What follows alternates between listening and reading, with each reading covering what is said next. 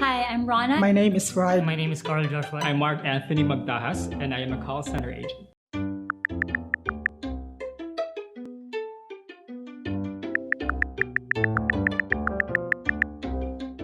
So I've been working in the BPO industry siguro mga total of almost 2 years. 4 years na. 15 months. 4 years.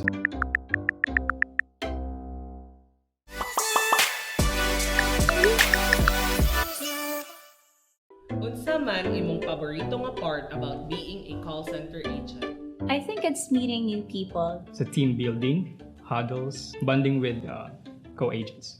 I've always been so sheltered growing up. I got to meet a lot of different types of people, exposed to mga different people, gud ba? Igsod mo sa office ka nang mag-storya na sila about sweldo. Ang paborito nga part is mapalit nimo imong gusto. At the same time, masoyan nimo ang wala nimo nasoyan sa una. Ano ni favorite part na ako? Unsa imong pinakadili ganahan nga part about being a call center agent? The night shift. Kanang queuing. Kanang ma-under ka sa management or TL na wala ray paki sa nimo as an agent. I can remember the very first few weeks nga nag-night shift ko, sudyo kog CR, maghila kay gusto na ko mauli. Dili ganahan is mag-adjust ka sa klase-klase ng attitude sa tao. Kung sa salida pa naman siya kontrabida.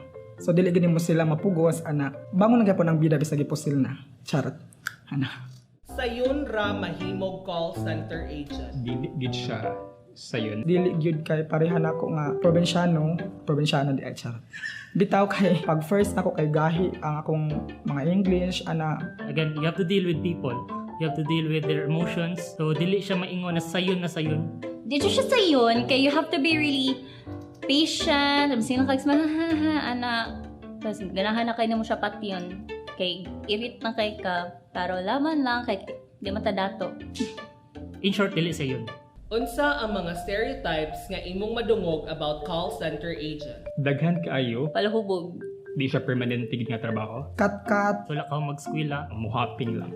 sige lag atong Starbucks daw sig kaog lami. Dili healthy ilang lifestyle. Makaingon sa ko a little bit true. Mas ni grabe ang ako ang vices. Ang uban wala ka skwela, wala ka tungtog college, pero most of them mas professional pa compared to the people na naka-graduate of college. Unsa man ka nga stereotype na belong?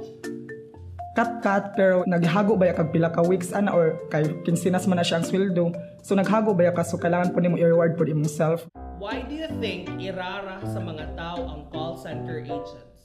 Ira nila kay naglingkod ra daw, magtubag ra daw tawag ana. Kaya I think what just lakasuway. Bubuin ang pagtanaw sa mga call center agents. Maybe because ang call center mo wala siya nag-require of a specific na course. They are actually welcome to unsa nga courses or even kanang wala in graduate yun, college. It really irks me bitaw nga kanang namuy na ana sila. To think last year during the pandemic, the BPO industry was one of the industries that lifted the economy of the Philippines. So, dili dapat irarara.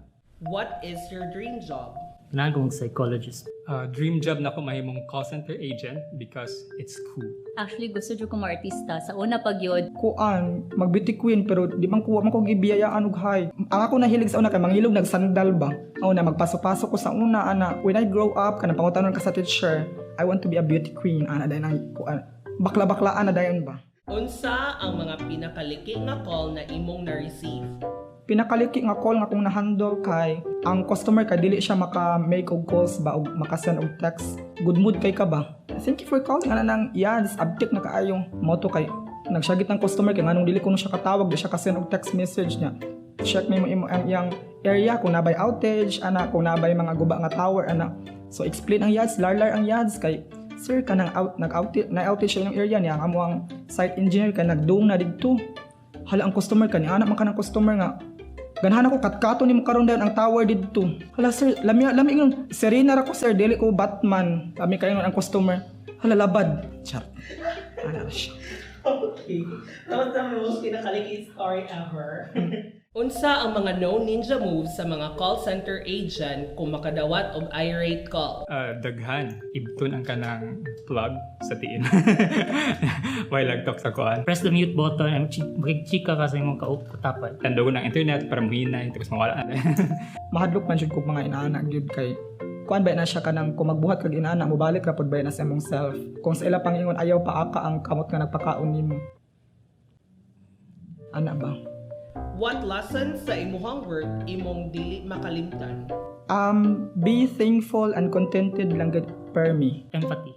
Be humble always. Mas na patient ko, it helped me change for the better. Dili ko patient na tao. Prangka ko and suplado. Pero pagka call center agent ako, dapat iba akong empathize. You know how to put yourselves on their shoes. Unsa imong maingon sa mga tawo nga bati ang tan-aw sa pagka-call center agent? So wait lang. If pasar ka, okay, good for you. Then if they, karma's a bitch.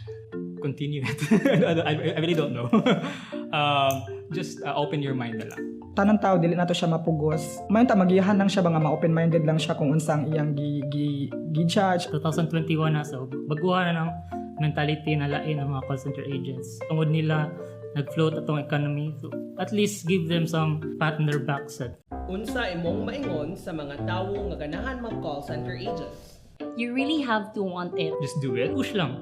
Pursue your dreams lang gid tapos prayer, and then if you are being rejected, ayaw ka down. And if you really want to try, if you really want to experience new things, then go for it. Okay, if makapasar ka sa interview, sunod-sunod na.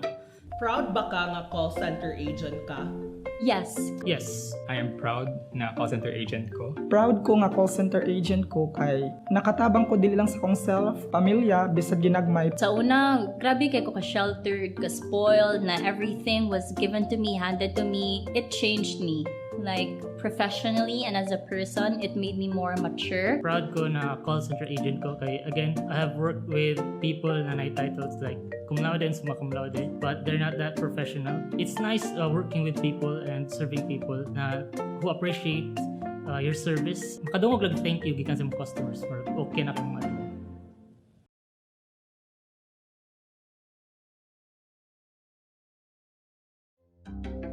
Bye. Goodbye. Bye! Bye!